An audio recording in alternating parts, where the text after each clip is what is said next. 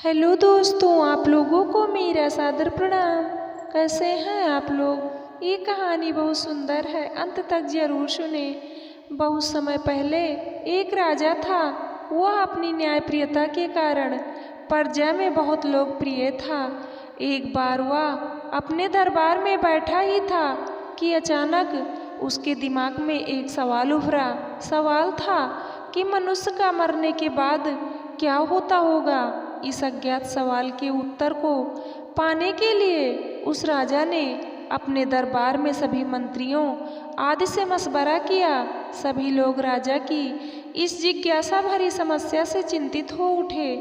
काफी देर सोचने विचारने के बाद राजा ने यह निर्णय लिया कि मेरे सारे राज्य में यह ढिढोरा पिटवा दिया जाए कि जो आदमी कब्र में मुर्दे के समान लेटकर रात भर कब्र में मरने के बाद होने वाली सभी क्रियाओं का हवाला देगा, उसे 500 सोने की मोहरें भेंट दी जाएगी। राजा के आदेशानुसार सारे राज्य में उक्त ढिढोरा पिटवा दिया गया। अब समस्या आई कि अच्छा भला जीवित कौन व्यक्ति मरने को तैयार हो।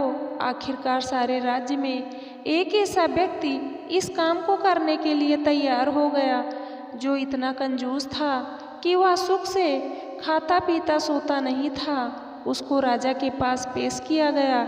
राजा के आदेशानुसार उसके लिए बढ़िया फूलों से सुसज्जित अर्थी बनाई गई। उसको उस पर लिटाकर बाकायदा श्वेत कफन से ढक दिया गया और उसे कब्रिस्तान ले जाया गया। घर से जाने पर रास्ते में एक फकीर ने उसका पीछा किया और उससे कहा कि अब तो तुम मरने जा रहे हो, घर में तुम अकेले हो, इतना धन तुम्हारे घर में ही कैद पड़ा रहेगा, मुझे कुछ दे दो। कंजूस की बार बार मना करने पर भी फकीर ने कंजूस का पीछा नहीं छोड़ा और बार बार कुछ मांगने की रट लगाए रहा। कंजूस जब एकदम परेशान हो गया तो उसने कब्रिस्तान में पड़े बादाम के छिलकों के एक ढेर में से मुट्ठी भर छिलके उठाए और उस फकीर को दे दिए। बाद में कंजूस को एक कब्र में लिटा दिया गया और ऊपर से पूरी कब्र बंद कर दी गई। बस एक छोटा सा छेद सिर की तरफ इस आशा के साथ कर दिया गया कि यह इससे सांस लेता रहे और अगली सुबह राजा को मरने के बाद का पूरा हाल सुनाए। सभी लोग कंजूस को उस कब्र में लिटाकर चले गए। रात हुई। रात होने पर एक सांप कब्र पर आया और छेद देखकर उसमें घुसने का प्रयत्न करने लगा।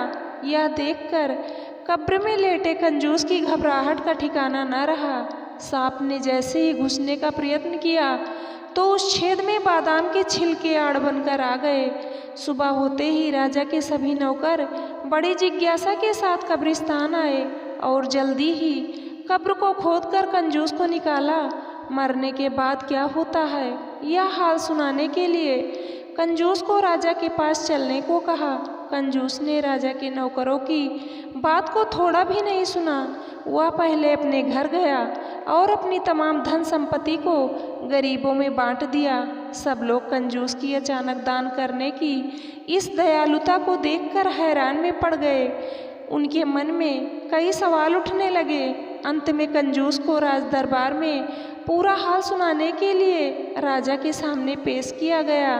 कंजूस ने बीती रात सांप व बादाम के छिलकों की संघर्ष की पूरी कहानी कह सुनाई और कहा, महाराज, मरने के बाद सबसे ज़्यादा दान ही काम आता है, अतः दान करना ही सब धर्मों से श्रेष्ठ है। जय जय श्री राम। दोस्तों, ये प्रसंग आप लोगों को कैसे लगा आप लोग कमेंट करके ज़रूर बताना।